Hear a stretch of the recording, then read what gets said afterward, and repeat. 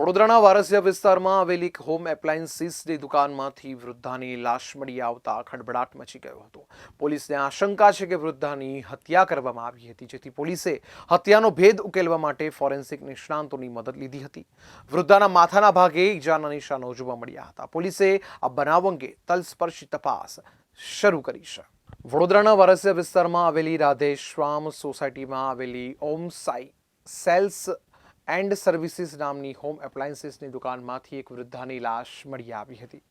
વૃદ્ધાના માથામાં ઈજાના નિશાન હતા। પોલીસે બનાવની ગંભીરતાને ધ્યાનમાં લઈને ફોરેન્સિક નિષ્ણાંતોની મદદ લીધી હતી, જેના આધારે સ્થળ પર પહોંચેલી એફએસએલની ટીમે તલસ્પર્શી તપાસ હાથ ધરી હતી, જેમાં વૃદ્ધાનું મોત માથાના ભાગે ઈજા થવાના કારણે થયું હોવાનું પ્રાથમિક તબક્કે જાણવા મળ્યું હતું।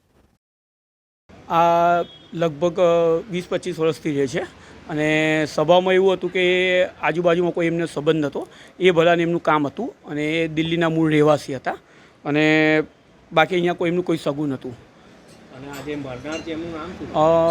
એમનું લગભગ પણ નામ કમળાબેન છે। અમને એટલું બધું અંજાન, કારણ કે અમે લોકો એમની તો કોઈ સંબંધ હતો નહીં આજુબાજુવાળાનો, એટલે એમનું નામ કમળાબેન છે, કમળાબેન અરોડા।